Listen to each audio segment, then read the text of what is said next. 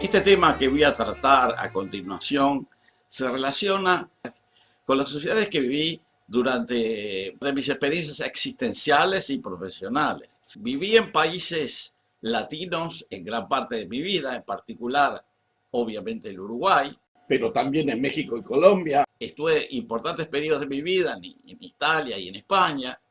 Estudié en Francia. O sea que tengo una experiencia bastante vasta en países latinos, tanto en América Latina como en Europa. Por otro lado, he tenido también experiencia en países anglosajones. Viví varios años en Canadá, en Estados Unidos, conozco Finlandia y también estuve varios años en la frontera entre Francia y Alemania, o sea que tuve oportunidad de conocer las sociedades germánicas. Creo que son estas experiencias las que me permiten enfocar este tema, las diferencias que yo he podido apreciar entre las sociedades anglosajonas, Estados Unidos, Canadá y Alemania, y las sociedades latinas. Hagamos algunas precisiones de vocabulario.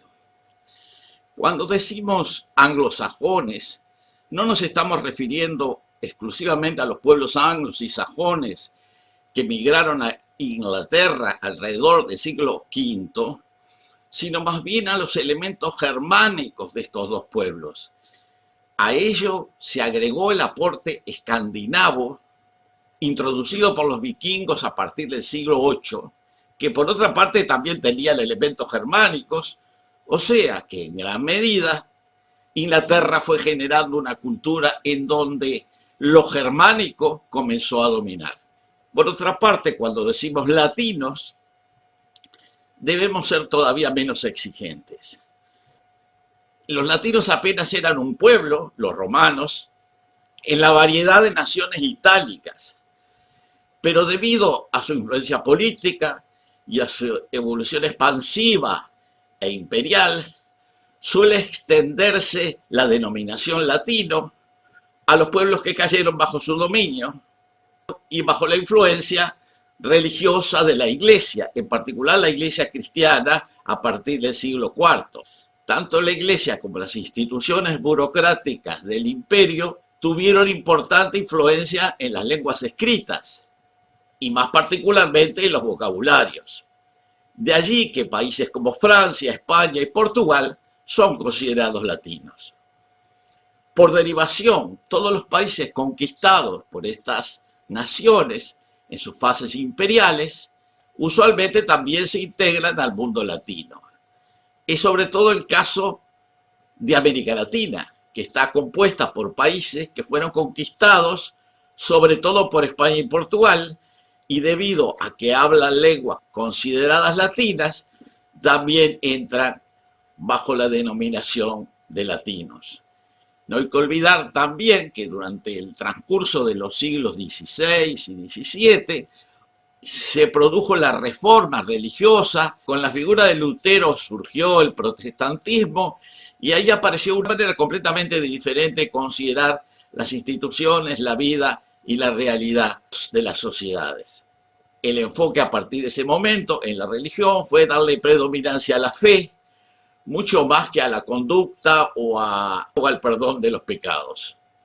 El individualismo que se generó en los países nórdicos europeos, donde en general se le dio más importancia al trabajo individual, sobre todo debido a que en los climas más extremos, o por lo menos en los climas donde los inviernos son más rigurosos, eso obliga al trabajo intenso y dedicado en la estación de verano. Los países del norte tendieron más hacia el individualismo, mientras que los países latinos tendieron más hacia el burocratismo, hacia el respeto a las instituciones estatales, que en el primer caso fue el Imperio Romano, pero después siguieron habiendo otras instituciones estatales durante los siguientes siglos, y eso marcó una diferencia que es bastante notoria, que se expresa sobre todo en el sistema legal. El sistema legal de los países latinos se basa en la ley.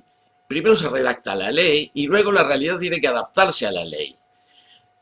Mientras que en los países anglosajones se produce lo contrario. La ley se va modificando a medida que se necesita a través de la jurisprudencia. Bueno, de eso vamos a hablar en más profundidad en los próximos minutos. Como resultado de esas bases sociales y étnicas que mencionamos, y que incluyen aspectos históricos, algunos muy remotos y evoluciones más recientes, se generaron adaptaciones culturales. Estas adaptaciones se expresan en las diferencias que se aprecian en la actualidad entre los diferentes países y sociedades. Para poder comparar ciertos elementos culturales de estas sociedades, pienso que es relevante utilizar los índices psicosociales y político-culturales de Gerard Hofstede. Gerard Hofstede es un psicólogo y antropólogo holandés considerado como uno de los líderes representativos de los estudios e investigaciones interculturales. Desarrolló el llamado modelo de las 6 dimensiones para identificar los comportamientos culturales de los diferentes grupos sociales. Estas dimensiones son distancia jerárquica, individualismo, masculinidad, control de la incertidumbre, orientación a largo plazo e indulgencia versus contención.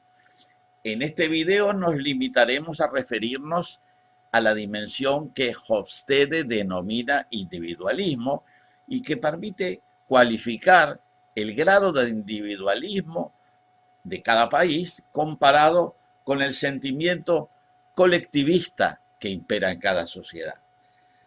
A este efecto, Hofstede creó un índice de 0 a 100 para de alguna manera cuantificar los sentimientos, pensamientos y acciones individualistas.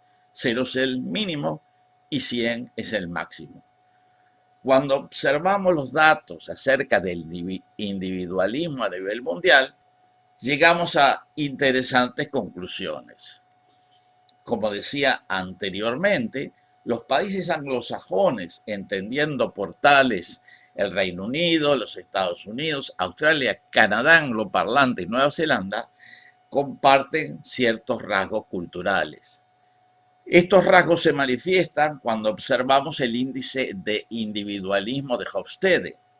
De acuerdo al índice de individualismo de Hofstede, estos países presentan los índices de individualismo más elevados del mundo, con Estados Unidos al frente con un índice de 91, Australia 90, el Reino Unido 89, algo menor Canadá con 80 y Nueva Zelanda con 79. Los países germánicos europeos, incluyendo los escandinavos, también presentan índices elevados de individualismo, entre 67 de Alemania y 80 de Holanda y Bélgica. Dinamarca tiene 74, Suecia tiene 71 y Noruega 69. A pesar que uno tendería a pensar que los países latinos europeos tenían índices de individualismo inferiores, me encontré que Italia tiene un índice de 76, ligeramente superior a Dinamarca, y Francia un índice de 71. El índice de individualismo de España es bastante menor, con 51. Las grandes diferencias se encuentran cuando uno observa los índices de los países latinoamericanos.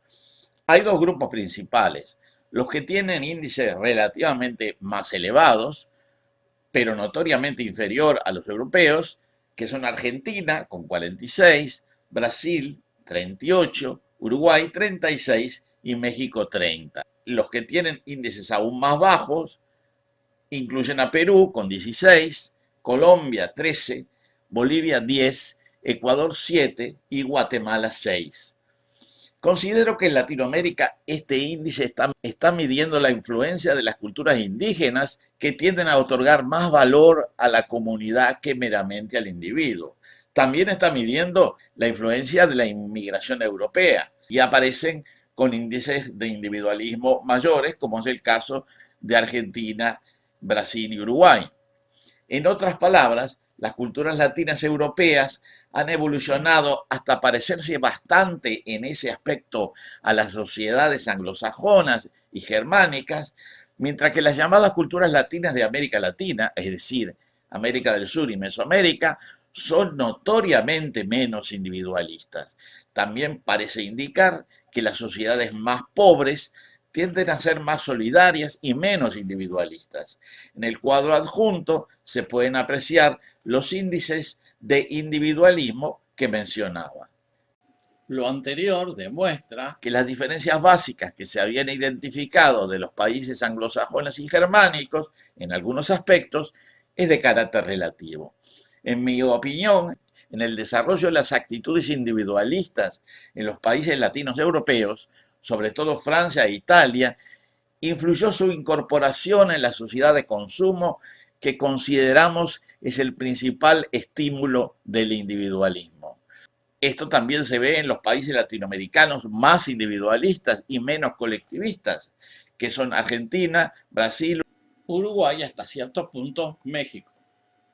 Pero que además son los que tienen mayores ingresos per cápita y por lo tanto han desarrollado mayores hábitos de consumo. En el otro extremo están los países con mayor población indígena, que también en general coinciden con menores ingresos y por lo tanto mantienen formas de relacionamiento más empáticas con las demás personas de sus comunidades. En un video próximo procuraré continuar insistiendo con estos asuntos que considero son importantes para comprender el mundo en el que estamos inmersos. Bueno, esto fue tan solo una introducción a este tema que es muy importante. En una próxima presentación trataré de continuar desarrollando esta temática.